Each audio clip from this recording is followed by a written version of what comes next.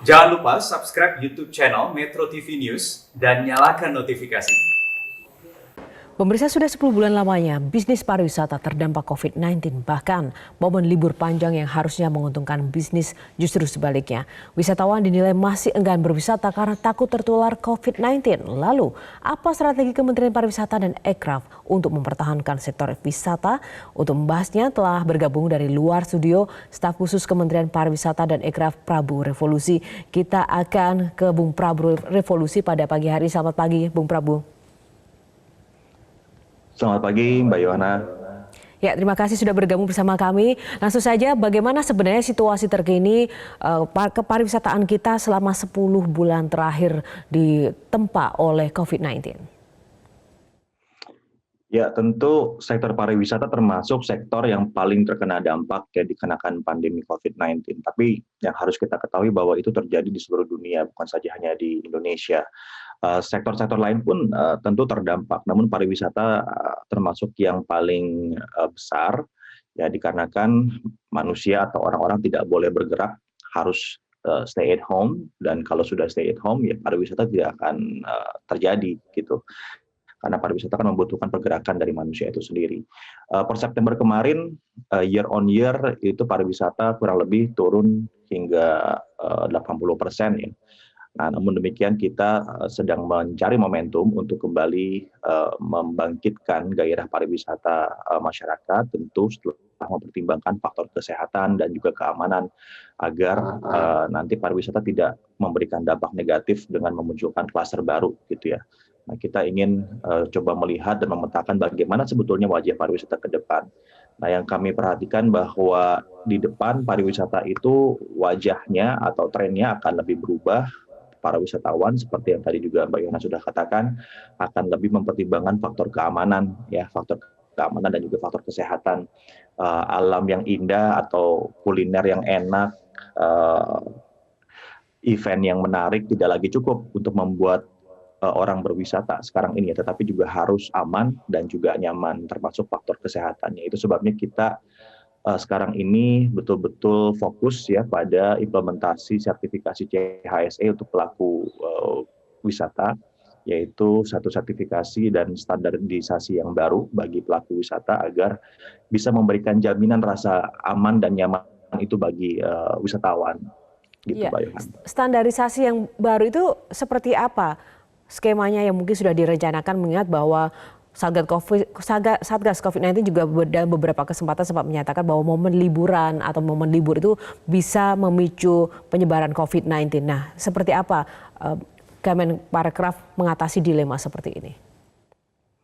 Ya, jadi standarisasi CHSE kita sebut ya, Cleanliness, Health, Safety, and Environmental Sustainability. Ini adalah satu standarisasi yang kita adopsi dari protokol kesehatan yang dikeluarkan oleh Kemenkes, dan kita modifikasi sesuai dengan perilaku dari pelaku wisata dan juga wisatawannya gitu ya. Ini memang satu standarisasi yang baru, terobosan yang baru dari dunia wisata begitu, agar dunia wisata sekarang memperdulikan dan juga memperhatikan tentang faktor kebersihan, keamanan, kemudian juga masalah pencegahan pada resiko penularan COVID-19.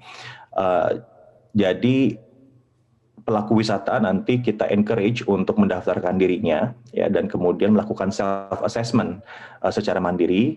Ada beberapa poin nanti yang kita tuliskan di sana yang harus dimitigasi sendiri dan di-assess sendiri. Lalu jika sudah memenuhi, mereka bisa melaporkan ke Kemenparekraf ataupun juga ke Pemda setempat, dan nanti akan ada tim ya untuk melakukan visitasi dan melakukan proses checking gitu ya. Jika memang sudah memenuhi standarnya, kita akan keluarkan sertifikat I Do Care namanya. Jadi di depan setiap pelaku usaha itu bisa ditempelkan satu stiker dengan barcode yang bisa dicek oleh setiap wisatawan apakah tempat tersebut atau tempat wisata tersebut sudah memenuhi standar atau tidak gitu. Ya, Bung Prabu, bagaimana dengan dana hibah pariwisata sebesar 3,3 triliun? Apakah sudah berjalan? Sedang berjalan. Sebagian bahkan sudah dicairkan ke pelaku wisata di daerah masing-masing. ya di daerah wisata masing-masing. Jadi kami Kemenparekraf sebagai inisiator dari dana hibah pariwisata itu, dan kemudian nanti Pemda yang akan melakukan pendistribusiannya masing-masing. Pemda memiliki tugas itu karena yang paling memahami ya peta wisata di daerahnya dan juga yang memiliki data begitu untuk bisa nanti mengklasifikasi mana yang mendapatkan dan juga mana yang tidak mendapatkan, karena ada beberapa ketentuan dan juga aturan yang harus dipenuhi oleh pelaku usaha wisata agar bisa mendapatkan dana hibah itu. Di antaranya misalnya seperti pajak, gitu ya, karena pajak yang disetorkan di tahun lalu adalah salah satu ukuran berapa besar yang akan diterima oleh setiap pelaku usaha wisatanya.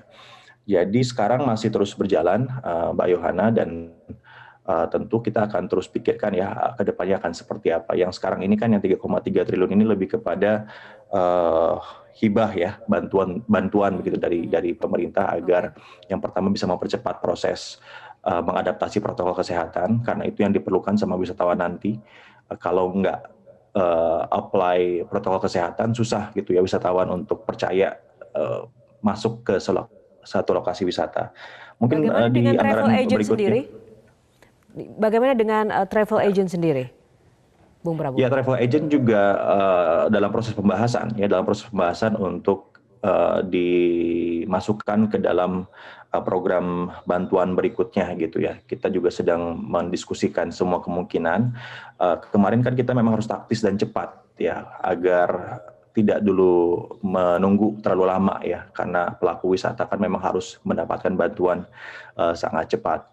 Jadi ada berbagai pertimbangan yang membuat lebih kepada pelaku wisata seperti yang 8 sektor disebutkan itu ya untuk mendapatkan terlebih dahulu gitu. Di antaranya juga kesiapan dari pelaku wisata itu sendiri ya untuk memenuhi beberapa persyaratan.